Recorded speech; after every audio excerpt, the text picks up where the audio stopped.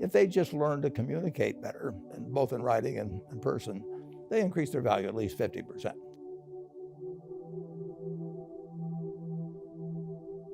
If you're going to get married, and you want a marriage that's going to last, not necessarily the happiest marriage, or one that Martha Stewart will talk about or anything, but you want a marriage that's going to last. What quality do you look for in a spouse? One quality. Do you look for brains? Do you look for humor? Do you look for character? Do you look for beauty? No.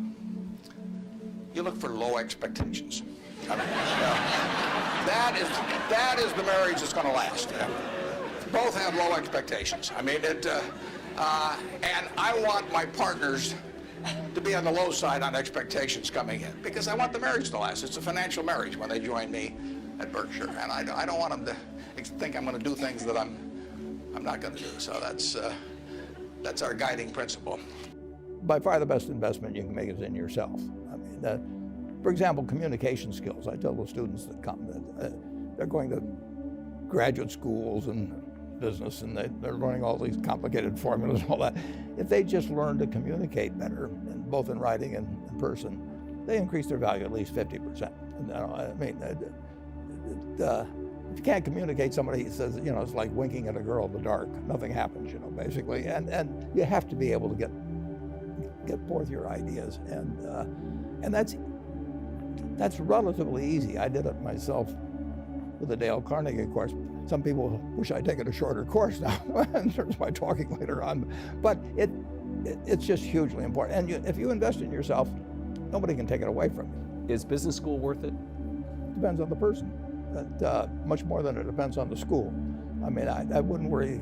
Some people are going to get a lot out of advanced education, and some people are going to get very little. And I don't even think it's important that every person go to college at all. I mean, we have all kinds of jobs at 70 or so thousand a year, 80,000 a year, that college training is not of use. And I actually was not keen on going to college. It's a big commitment to take 4 years, and the cost involved, and maybe the loans involved and everything. And I think depending on what your interests are in life, I don't think it's for everybody. I think it's for a lot of people. But there ought to be a reason you're going. And I didn't really see much reason. And when I was in high school, I really only had two things on my mind: girls and cars.